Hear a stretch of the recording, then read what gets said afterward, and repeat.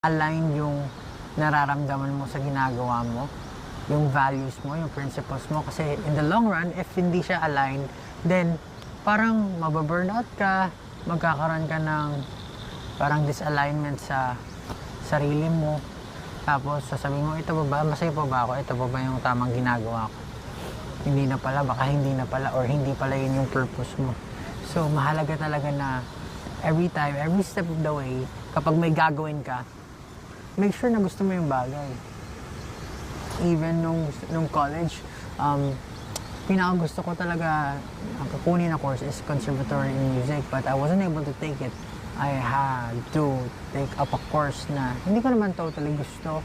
Accountancy, yun yung first year college ko. Tapos then, parang I shifted to AB English major.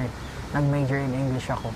Dahil may nakita ako na dun sa syllabus na gusto ko yung creative writing, technical writing. Tapos more on writing, syempre, mahilig naman ako magsulat. So, I took up the course and sobrang nakakatulong siya sa akin ngayon sa pagsusulat, sa pagsulat ng kanta, even sa paggawa ng melodies. Kasi for sure, yung mga tunog na mga letra, merong nagagawa yan sa melodies. Hindi yan basta-basta binibigkas. Kapag kumakanta ka, hindi pwedeng kung paano mo siya bigkasin, yun na siya. Di ba? Meron din creative way of singing, creative way of trying to put letters and syllables and words together to create a sound that's unique. So, yun yung mga natutunan ko. Nagpapasalamat ako kasi doon ako dinala ni Lord. Happy naman ako sa buhay ko ngayon.